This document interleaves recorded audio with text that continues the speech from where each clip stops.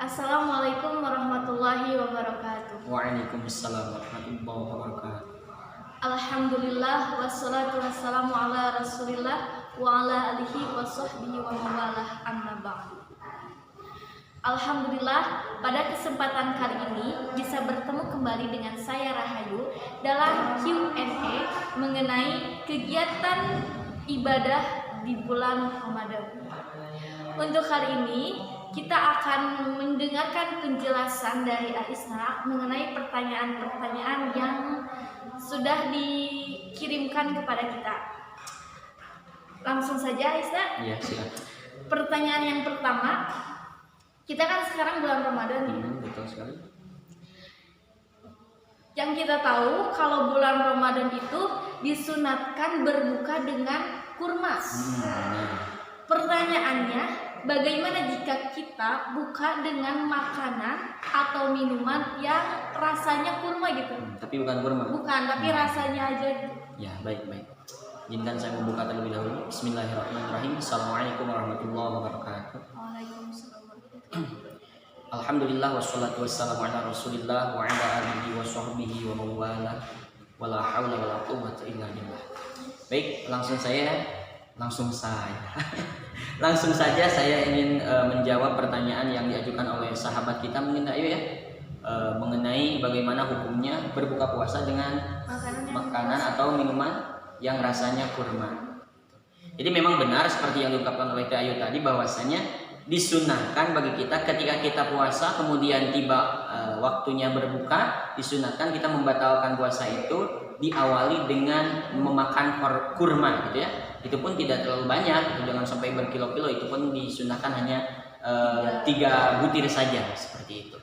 Lalu bagaimana kalau kita berbuka puasa, membatalkan puasa dengan minuman atau makanan yang rasanya seperti kurma gitu, atau sari kurma lah seperti itu.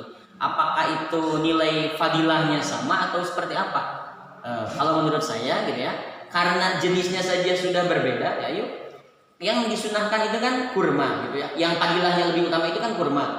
Kemudian kita memakan sesuatu yang memang memiliki rasa seperti kurma, baik itu makanan atau minuman. Maka karena jenisnya saja sudah berbeda, ini kurmanya, ini sari kurmanya gitu ya, maka tentu saja dari segi keutamaan sudah berbeda. Tetapi jangan berkecil hati, karena memang ini itu kita disunahkan berbuka puasa dengan kurma itu kalau kita punya gitu, kalau kita mampu menghadirkan kurma. Tetapi kalau kita memang tidak ada, tidak apa-apa. Pokoknya berbuka puasa disunahkan dengan sesuatu yang manis-manis gitu ya, sesuatu yang manis-manis. Jadi jangan sampai ketika buka puasa langsung makan seblak gitu kan, itu yang sangat luar biasa pedasnya.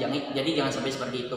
Harusnya berbuka puasa kalau memang ada kurma, silakan dengan kurma. Kalau tidak ada kurma, dengan yang manis-manis, termasuk yang tadi Ayu, makanan atau minuman yang rasanya seperti kurma gitu. Tetapi kalau ditanya bagaimana fadilahnya, keutamaannya apakah sama? Tentu saja beda.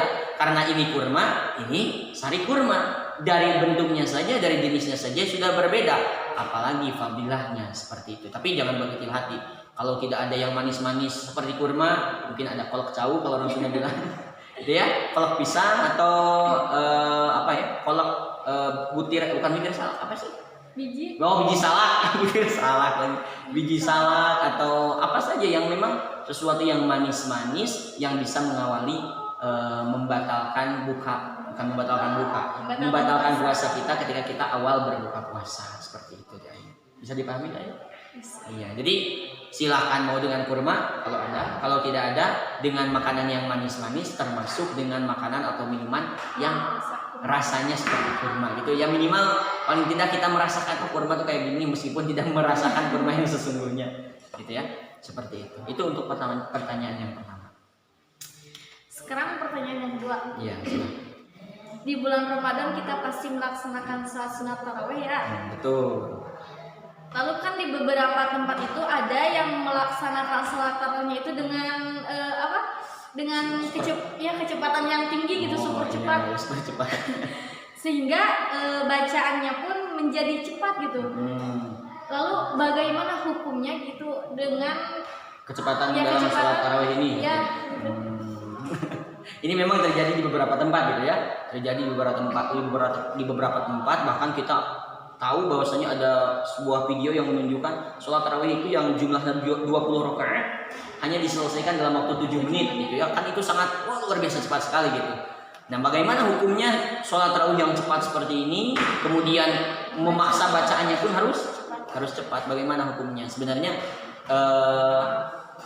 boleh saja cepat gitu ya, boleh saja cepat selama syarat rukun bisa dipenuhi dengan baik. Kemudian hal-hal yang membatalkan sholatnya bisa dijauhi gitu. Jadi silahkan cepat, termasuk membaca surah Al-Fatihahnya silahkan cepat, termasuk yang lainnya silahkan cepat. Tetapi syarat dan rukunnya harus dipenuhi, hal-hal yang dapat membatalkannya harus dihindari, harus dijauhi. Termasuk syarat membaca surah Al-Fatihahnya, syarat sujudnya, syarat rukunnya, berbagai macam pokoknya syarat-syarat yang harus dipenuhi, rukun-rukun yang harus dilaksanakan, dan apapun yang membatalkan harus dijauhi. Tetapi yuk, kita kan sholat tidak sekedar ingin sah saja kan. Sholat itu kita ingin diterima oleh Allah Subhanahu wa taala, tidak hanya ingin sah. Dan ketika kita sholat ingin diterima oleh Allah, maka syaratnya adalah kita sholat itu harus khusyuk. Dan kekhusyuan itu akan kita dapatkan ketika kita tenang dalam beribadah, tenang dalam sholat. Maka bagaimana bisa tenang kalau sholatnya ini super kencang gitu ya? Bagaimana bisa tenang? Bagaimana bisa zikrullah, bisa mengingat Allah kalau sholatnya ini super kencang? Makanya saya sarankan, meskipun tidak apa-apa sholat dengan sekencang-kencangnya, selama syarat rukunnya bisa dijalankan dengan baik dan hal yang membatalkannya bisa dihindari, tetapi alangkah baiknya jangan hanya mengejar sahnya saja, tetapi kejar pula sholat kita diterima oleh Allah Subhanahu wa taala dengan cara menghadirkan kekhusyuan di hati kita.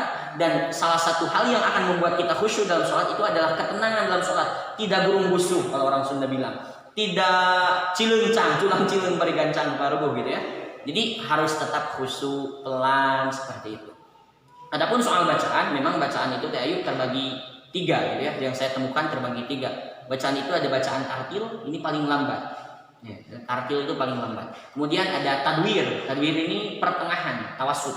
Ada hadri. Nah, hadri ini bacaan yang paling cepat.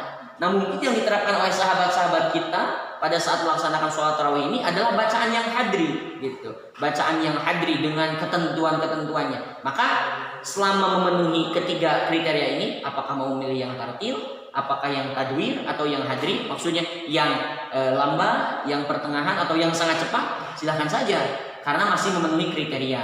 Tetapi harus dipikirkan lagi, apakah dengan bacaan secepat itu kekhusyuan akan kita dapat atau tidak, gitu ya. Kekhusyuan akan kita dapat atau tidak. Dan yang saya saya heran gitu, buat apa cepat, emang ngejar apa sih gitu, apakah takut keburu imsak atau keburu apa gitu. Jadi sebaiknya jangan hanya melaksanakan sholat tarawih kemudian hanya mengejar sah, tetapi laksanakan sholat tarawih dengan sah, dengan khusyuk. Dan salah satu syarat kekhusyuan itu adalah ketenangan, sehingga laksanakan sholat tarawih dengan penuh ketenangan. Meskipun cepat pun tetap sah gitu ya. Tapi kalau bagi saya, mungkin bagi orang lain bisa tetap khusyuk meskipun cepat, meskipun kencang. Kalau bagi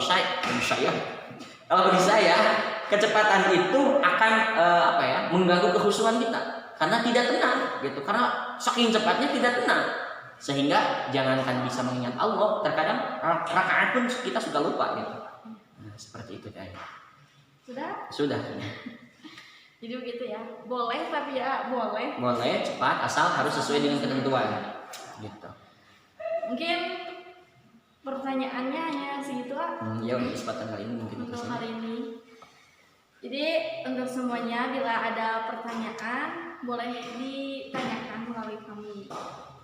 Kemana tadi? Maaf. Bisa ditanyakan lewat nomor WA saya di bawah ini. Bisa juga lewat Instagram di bawah ini juga. Terus Facebook juga ada di bawah sini juga. Bisa juga lewat Aisyah. Ya, melalui nomor WhatsApp saya ini, ya. Ini nanti akan ada di sini. Kemudian lewat Instagram juga sama ini. Di sini. Kemudian lewat Facebook, atau saya juga punya halaman Facebook ya. Ini halaman Facebook saya. Dan ada juga halaman pondok pesantren kita tadi di Facebook. Ini halamannya di sini di tengah, nanti ada foto halaman Facebook Pondok Pesantren Al-Hidayah. Bisa disukai, diikuti dan dilihat aktivitas serta ini kan bulan Ramadan ya. Banyak kajian-kajian yang ditayangkan melalui Facebook Pondok Pesantren Al-Hidayah. Demikian. Baik, demikian dari saya. Jangan lupa like, comment, share, dan subscribe video ini. Iya, betul. Bisa. Karena lapar ya. Terima kasih atas perhatiannya. Wassalamualaikum warahmatullahi wabarakatuh. Waalaikumsalam.